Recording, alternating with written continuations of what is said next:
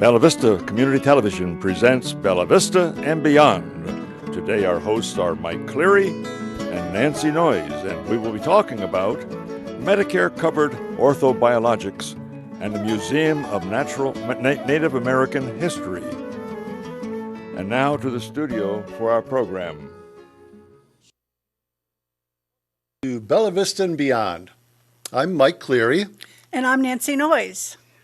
Bella Vista and Beyond is a program that focuses mostly on events and organizations in the Northwest Arkansas area. We also, in our studio, have a lot of volunteers, and we rely on people coming in to assist us with our programming efforts. Later on in the show, we'll meet Charlotte Buchanan-Yale, and she is the director of the Native American Historical Museum. I think you'll really enjoy that segment. And as Mike said, if you would like to volunteer, it's not necessary to know anything about television production, because we will be happy to train you. On-the-job training and volunteers are always welcome if you contact us through the Bella Vista Community Television website. My guest this morning is what he calls himself, the marketing director of the Enhanced Healthcare of the Ozarks. But actually, he's Dr. Clint Freeman. Please welcome Dr. Clint Freeman. Hello. This morning. Good to see you. I'm Great glad to you're be here here with us today. Now tell me, the Enhanced Healthcare of the Ozarks, that's kind of a overview. What exactly do they focus on? So, our name was originally North Arkansas Regenerative, but we're more than that. We're encompassing our primary focus, let's say that, is that we want to help people to not just be another number. We want, when you come into our medical facility, we want you to feel that we're actually listening, because that's the biggest frustration that we hear. I went to my doctor. He spent 2 minutes with me, never looked at me, showed me my labs and said, hey, you're pre-diabetic, lose 10 pounds, I'll see you in 6 months. Mm-hmm. How do you do that? So our goal is when you come to our clinic, we're literally going to listen to you. We're going to talk to you. We're going to spend some time with you. We're going to break down what your needs are, whether it's diabetes, high blood pressure, or what we're talking about today with these Medicare-covered orthobiologics. We're going to explain to you what it is, and step by step, what are the procedures and our plan to help you become healthier and take control of your health. So you're not just in a group of doctors. You're a medical assistive facility, and you were talking about you train people on cooking and nutrition and everything, not just your typical doctor's office. We're not the here, take this pill, come back in 6 months. You need to understand how to eat what foods to eat, what foods not to eat. Here's some exercises that you can do designed to you. We do cooking classes. We're going to bring professional chefs in, especially in our new location coming in June and July. We're going to bring chefs in to teach you how to cook foods that are healthy. That would be my most interesting. Yeah, absolutely. I think I've been told several times I need to have cooking lessons. Yeah, but me too. Me too. But yeah, that's it. It's a support team.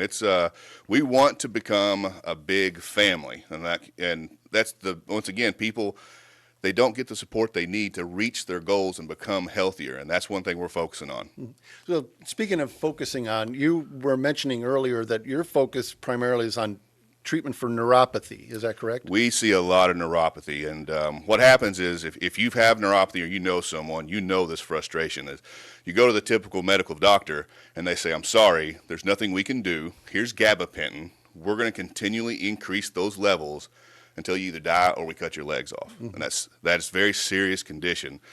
But we can use these Medicare-covered orthobiologics, which are a series of injections, and they are designed, and they have shown that they actually repair damaged tissue. So if we use these series of injections in your legs, it'll actually start to bring that nerve back. It will start to literally repair that nerve. And so we've had people that maybe they haven't felt their feet in 10 years. Within a few weeks, they feel warm bath water, which is amazing because if you've dealt with neuropathy, balance, you're afraid you're going to fall, right? The sheer pain of just putting a sheet over your legs. You know, people prop pillows up so that they don't touch the sheets don't touch their feet. It's a miserable disease, and we are having great success with it. So how do people know if they have neuropathy? Is this not just something that they think it comes and goes, or is this an actual medical condition? How do they know? Yeah, it's a medical condition. It's there's over 100 different causes of it. Your most popular, of course, diabetes. But, you know, certain medications will actually cause it. If you've got damage or stenosis to your lumbar spine, that can cause it. Agent Orange exposure, chemotherapy. Once again, those are your most common ones that we see. But and then there's something called idiopathic. 30% of them they have no idea what causes it.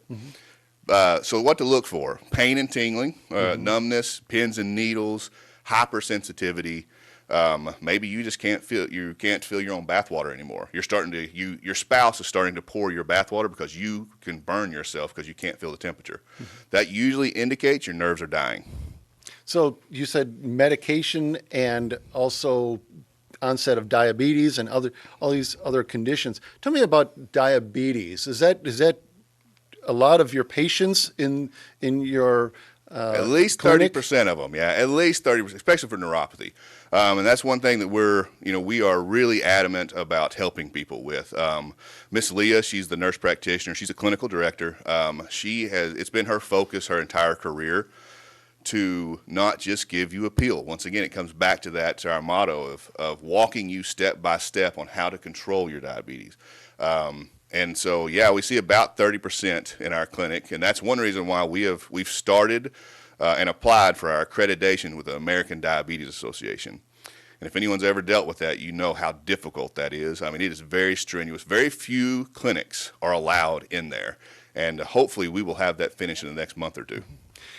A lot of times what doctors will say is that this is what you have, learn to live with it. Or here's a pill in order to cope with it. Yep. Is there any way, especially what's focused on neuropathy, is there any way that you can just completely remove it from your system entirely, or is this something you're just going to have to maintain and control? We never say cure. We never. We manage it to the point that if we can get you 50 to 75% better, we consider that success. You know, if you've got a 10 out of 10 pain and we can get you to a 2. Man, that helps. Mm-hmm.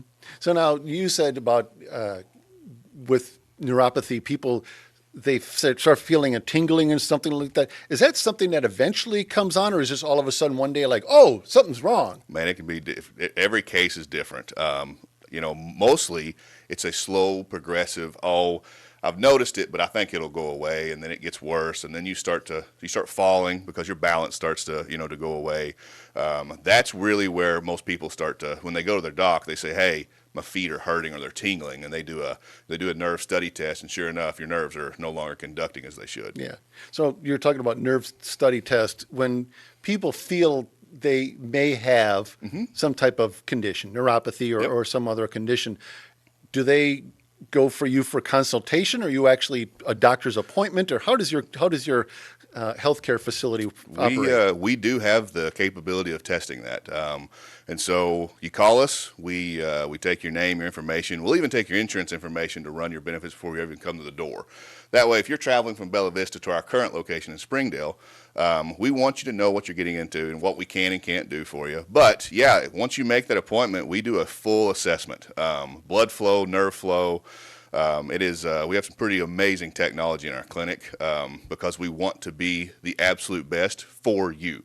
You deserve the best care. You deserve the best results, and that's what we're going to do, is try our best to get those for you. Yeah. You said your current location in Springdale, you said that you're bursting at the seams as it is. We are at full capacity, man. It's, we're in about 1,500 square feet, and right off exit 73. It's not hard to get to, but we just secured a lease on a building on exit 82. And it's about 5 times that size, we're building it out. Hopefully, we will be able to move in June or July. We're gonna have a grand opening. Really try to help people to in the community in Northwest Arkansas to be a very unique clinic.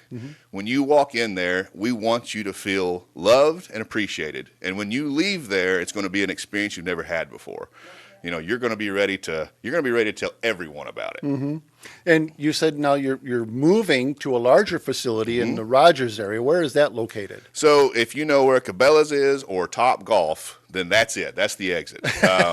Most people know where Top Golf is, at least. And you go right past Top Golf, and there's the cul-de-sac there, or not the cul-de-sac, the roundabout. It's a building called One Uptown. It's a beautiful building, brand new, and we're going to be on the first floor. Great, great. And how would people get in contact with you if they want to schedule an appointment or some kind of a treatment or Sure, something? yeah. Our business hours phone number is 751-0190. But if you're watching this and it's midnight and you want to get a hold of us, we have a 24-hour call center, and that's 721-2014. Okay. Now, we just lightly touched on diabetes. Does your facility manage people with diabetic conditions, or I mean, how to manage it? Or we just had a a lot guy. of people I met said they have either slight or extreme diabetic condition. What are they? Does your facility handle things like that? We're getting to the point where we can handle more. When we get to the new facility, we will really be able to handle more. But we've got a few at capacity. We got a guy come in yesterday. Now he's 35, and 4 months ago he did his yearly annual physical, and he was pre-diabetic, high blood pressure, and overweight. And that's all they told him was, hey, we'll check you in 6 months. Well, he started our medical weight loss program, which we provide, which is real similar to the diabetes program. You know, they go hand in hand. He came in yesterday with his blood work. His blood work's completely normal, no longer pre-diabetic. He has no his blood pressure's that of a 20-year-old, so now he's off all medication, and he lost 40 pounds. And this guy's just ecstatic about it, because now imagine the impact that's going to be. He's 35. If he lives to 70, imagine how much better his next 35 to 40 years are going to be. And so it's just amazing. It's fun. We enjoy our work every day. That's great. You mentioned that you're not just doctors throwing medication or pill pushing, as it were, in there. What other options do they people? I know you mentioned the cooking classes and nutrition, but what other? So we take the conservative, homeopathic care. We have chiropractic, we have physical therapy, cold lasers, decompression. We take that conservative care and we mix it with the latest and the greatest in medical technology. And so we're integrated that way. So that way we can take the best of both worlds. So you actually analyze what it is that the patient needs first, as opposed to just saying, here's what I'm going to do for you. It is not cookie cutter. No, you and someone else, you may need chiropractic, you may need physical therapy, you may need both. And so you might need neither, and you need just the orthobiological injections. And so, it's definitely custom care. Great. Well, I appreciate you being with us here today. And like you said, in a few months, you're going to be in the Rogers location. People are going to be able to contact you and get appointments or consultation or however that is. You're going to have a grand opening. You're going to let us know about when your grand opening is. Absolutely. And do you have a website, or is it just mostly phone calls? Phone you calls can are great. Google it.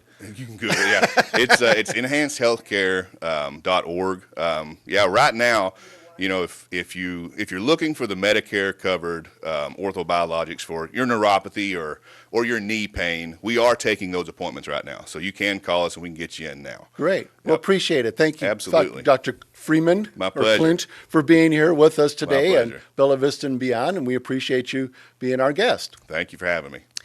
We also have other recorded session later on as our second guest, but we're going to take a short break, and we'll be back right after these announcements. We will be right back. Stay tuned.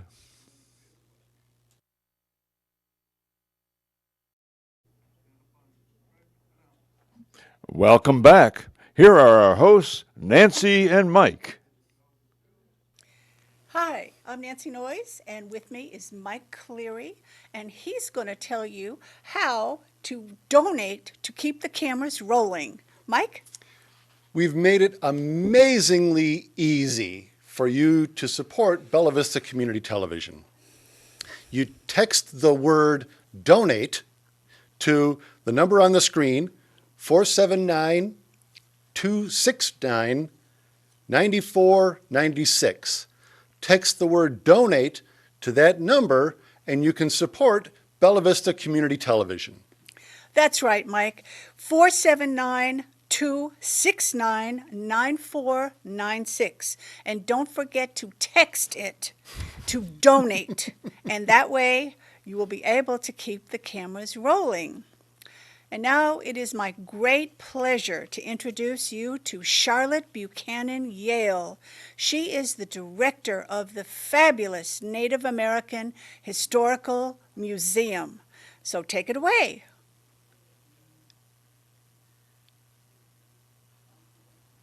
You're watching Bella Vista and Beyond. Hi, I'm Nancy Noyes. One of the jewels of Benton County is the Native American History Museum. Let's take a look.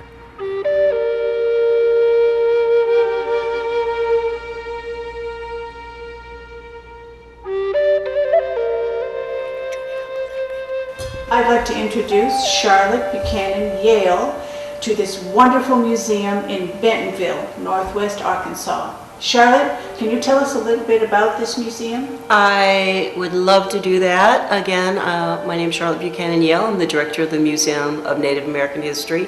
It is my honor to have been part of this incredible museum for 8 years and to orchestrate the vision of David Bogle, who is the visionary behind the Museum of Native American History. What we do here, every museum has its own story, and our story is going to take you on a journey from the Paleo period all the way around to 1920, as we are an art museum and we tell the story of the first people from all the America through our art and artifacts. So when you first come in the door, and because we've been shut for 1 year, usually our 12,000-year-old woolly mammoth tusker usually trumpets a welcome to you when you come through those doors. So he's silenced today, but he will be up and running. April 1st is our date that we're looking at reopening. That's outstanding. I noticed that David is the original founder of this museum, and it was a house. Could you tell us a little bit about that? Yes, we are in a residential neighborhood that is about 2 minutes from downtown Bentonville off of Central and about less than 5 minutes from Crystal Bridges. In 2008, David bought this little house that happened to be the Sterling House. And a lot of people will come in here, it's like, oh, I've been to weddings at the Sterling House. They would have weddings and dinner parties. But he bought the house, and through the years, this poor house has been attacked by sawzalls every which way you can imagine. And his imagination is incredible. From the great doors that you walk through that feel like Frank Lloyd Wright. We've had architects that worked with Fay Jones and who, studied with Frank Lloyd Wright. So there's the idea of the great doors when you walk in. So this whole area was added in 2008. This was like a little porch that you see the mural on. And then as we go through the museum, the great room was added, the exhibit halls for the historic period were added, and even our gift shop has been expanded into a breezeway. So I don't think we can attack it anymore at this point, but it is action-packed. Right, and didn't you say he was a Cherokee Indian himself? David is on the Dawes rolls. He's registered Cherokee and quite proud of it. And it's been almost 7 years ago that we had the Cherokee Nation here, and there's so many people that are in Northwest Arkansas. They set up with all their computers where you could get your photo ID cards that would make you eligible for different services with the Cherokee Nation. This place was just exciting and packed with that. And David and his father and his daughter and his grandson, they all got their photo IDs that day. So, but what we do also from David's vision is we don't stop with 1920. It's so important through our program, and especially since the pandemic, that we've expanded our virtual presence and we highlight Indigenous people making history today. When you visit the Museum of Native American History, and we're talking about the story that makes us unique from other museums, is that we take you in chronological order through 5 periods of Native American history. Our woolly mammoth tusker that greets you represents the Paleo period, and we have one of the largest prehistoric tool collections out there in the world, from the artistry of napping to, when we go around the corner, we'll show you one of the holy grails of nappers. So you start the Paleo period, now we're walking around into the Archaic period. You are looking at a display that shows the tools of, grinding corn and grains and all the things that would go into your diet at that time, berries. Curator is in the museum. He is the end-all be-all of the idea of the diversity of points, and it is quite the artistry. There's displays on napping that we have as you go through the museum, but one of our goals is to have every known point from this continent, and there's drawers full of them now. And one thing that Matt Rowe, our curator, does, if you have been bequeathed an arrowhead or you happen to find one in your garden that I did not too long ago, he can tell you how old it is. You'd be surprised at the age of that implement that might be just right under your feet. And that's what we try to, plant that seed that we're all walking on layers of time. So again, not only is it the diversity of the people that we want to talk about, but also the diversity of the different points that we have in the museum. So I hope you'll explore and be a time traveler with us. Charlotte, can you tell us about napping? I can. I want to have a disclaimer here, is that we're kind of like Dragnet, just the facts, ma'am. And we pride ourselves that we do not tell you any more than what we know of the facts. And that's where Matt is extraordinary. And if you do go to our website, there's a form that you can fill out to ask the curator. But if you're going to ask me today, this is one of the displays that give you an idea of how flint napping begins from flint. And it's just the flaking off of this rock until you get to your implement of destruction. And that's kind of it, but it is a serious art form. I mean, all of us have a gift. Everybody on this planet has a gift to make life better, and efficient. And some people have that skill. It is a skill, because that's a lot of time in the day if you're just tossing them out. So, but a lot of times, elders that are not a part of the hunt anymore, they would be the ones that are making the tools for people to go to the hunt or defense. This one is the holy grail of nappers that come through the museum. This is called the Sweetwater biface, and it is a miracle that it exists. It is one of the thinnest flint blades that we know of. And even with all of our technology today, I don't think there's a napper out there that can do a reproduction of this.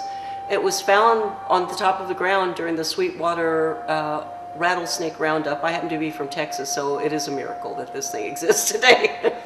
Yahoo! So, it is master craftsmanship. The Mississippian period of the museum, when you go into our great room, and this is where we have events and films and all kinds of things. But one of the things that we're known about is our pottery. It is some of the best of the best. You'll see it in so many different archaeology books that are in the bookstores. But this bay right here is the Southwest pottery, the Pueblo pottery, and it shows the artistry and the diversity across the nation of the first people. And actually, artists today come in just to be inspired by it. And then when you go to the second bay here, we have Caddo pottery, and these are different effigy bottles of the Caddo bear, and the bear had quite the significance to the Caddo people. But we just added a new little bear in the back the other day, and they're whimsical, and I mean they could speak globally with their artistry. One of the things that we do when you come in, there will be little maps of where some of these effigy pots were found. And again, that brings home, especially to our students, that we're all walking on layers of time. And we hope that we inspire you when you come to learn more. You want to learn more about what the bear meant to the Caddo people. And again, the first people of Arkansas are the Caddo, the Osage. This was their hunting ground, and the Osage peoples. I mean,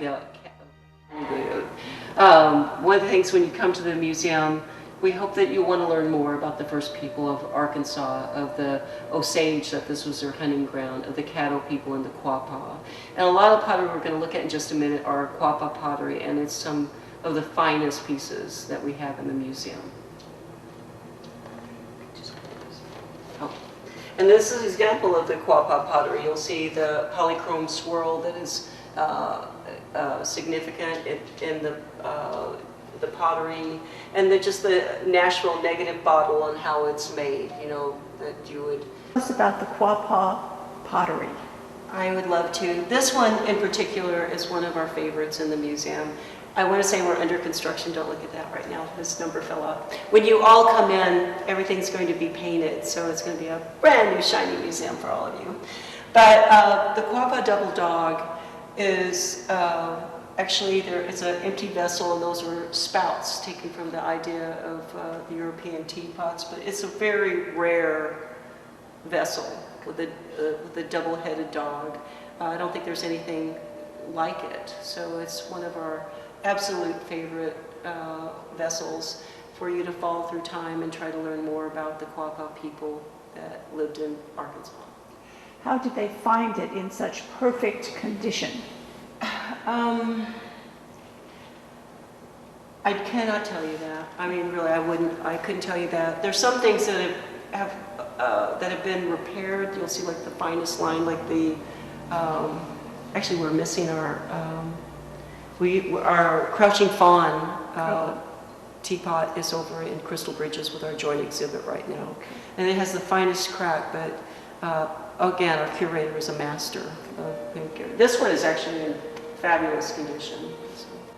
A lot of people, when they come in the museum, they see the word effigy, and so that's a question people ask us a lot. And effigy means a likeness. So it might represent something that is significant, or to the artist, you know, what comes into your view that you want to reproduce. This one is, again, one of the finest pots. It's, again, next to the Double Dog Koapa t-shirt, Koapa teapot. The fish effigy bottle is so unique in its character and design. And it represents the buffalo fish from, we know that it was from fresh water, so that gives you another clue, you know, to our history. A lot of people are fascinated by the head pots in the museum. We do have one of the largest head pot displays on display. I mean, not the largest collection, but on display. And what it does, again, it gives you a window to what, this is from the 1400 AD to 1550. So it gives you an idea of what the people look like with the piercings. And what we did is we created, especially when families come here and students, we created Face the Past, where you line up your face, your nose with his nose, and it shows the ear spools and the piercings and the tattoos. And I always say it gives you an eye window on the Mississippian culture or Seattle. Well, we were talking a little bit earlier, and again, the maps still go through the museum display to slow you down a little bit to understand where some of these objects came from. We received the Moche warrior vessels. We almost didn't take them because they're so pristine looking, we couldn't even imagine that they were not current. And we had them tested, and lo and behold, they are. They're just extraordinary. They look like they were just, you know, just made. So again, this is one of our dedications, is to link the story of our history and humanity throughout the Americas. And so we did have a display a while back that is the Taino that met Columbus in the Antilles, which was so well received by people that are from the islands, from Puerto Rico and the other islands. And things move on and go to the next place. So we never know when something will come in the museum that will give a greater window to how the first people lived throughout the Americas. I know that you are fascinated by the Hamakoki warrior. Again, this is like Dragnet. I'm only going to tell you just the facts, ma'am, of what I know, but he is extraordinary, and he comes from Ecuador. All right, everybody loves the Mayan eccentrics because they're eccentric. And we do not know exactly what they were used for, but you can see they're almost like clouds, but the artistry is exquisite on these. When you start looking at them, you're going to see bear paws, you're going to see an eclipse, you're going to see Mayan faces.